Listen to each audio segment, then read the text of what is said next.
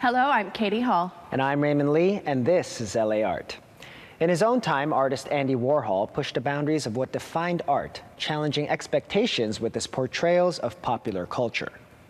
In the exhibition regarding Warhol, 60 Artists, 50 Years at the Metropolitan Museum of Art in New York City, the works of Warhol are for the first time shown alongside the artists that reinterpret, respond, and react to Warhol's groundbreaking work.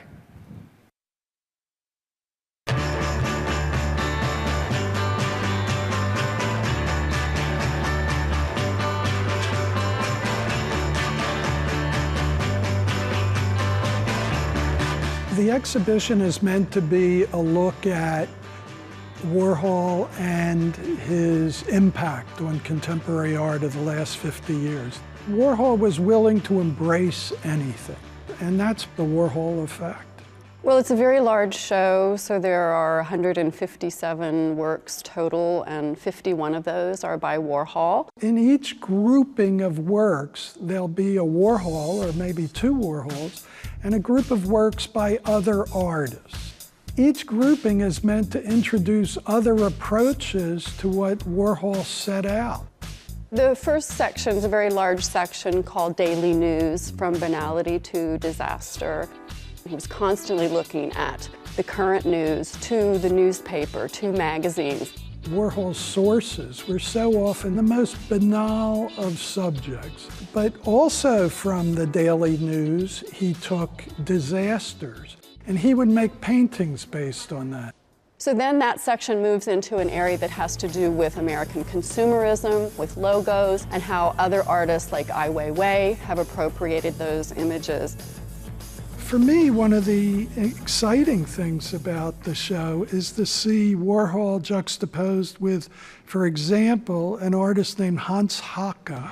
And he carries the Warhol example into very political dimensions. So here he's using the look of packaging, like Warhol's soup can, to then make a political statement about where cigarettes are made and this Senator Jesse Helms. There's lots of surprises like that, where artists can carry the Warhol example. Another very large section is the portraiture section. We call it Celebrity and Power. I be your mirror. I be your mirror. For me, the 1964 turquoise Marilyn is such an iconic image and is so beautiful to begin with. It's absolutely electric in terms of its turquoise coloration. I love the fact that Marilyn said that Marilyn was the veil that she wore over Norma Jean, and I think that Warhol really sort of understood that there was some other human being beneath all of this blonde hair and color. In 1960, in New York, there were almost no people making portraits. We have Warhol's diamond dust portrait of Joseph Beuys to exemplify Warhol celebrating artists. So behind me is a famous portrait by Chuck Close of the musician Phil Glass. There's also a photograph, Richard Avedon, made of Truman Capote.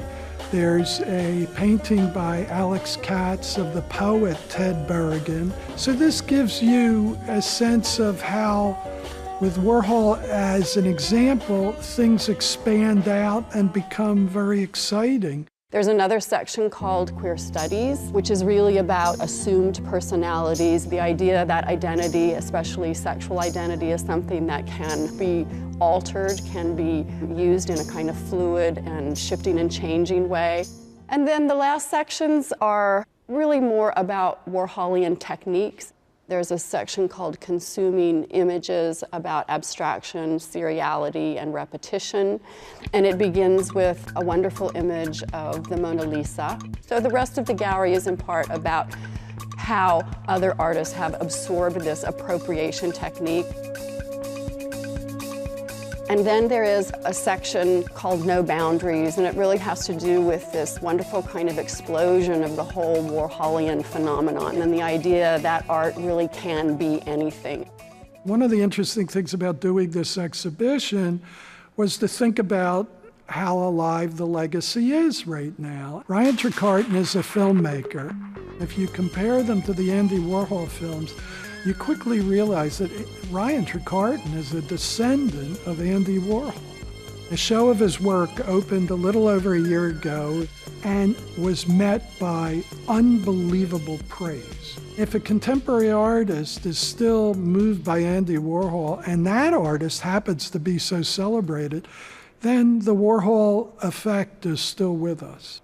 Our idea about the exhibition was not simply an idea of direct influence, but the impact through the culture of Warhol, but also not with the idea that this is the definitive show. It should get people talking. I would hope that people think about where Warhol's impact goes beyond the galleries and to have a kind of heightened awareness when they next go to galleries or to a department store or flip through a magazine or surf the web, and how Warhol will seem very ever-present. I be a mirror. In the 1970s and 80s, iconic pop artist Andy Warhol made thousands of pictures with his Polaroid camera. The subjects range from celebrities to unknown individuals to objects that fascinated him.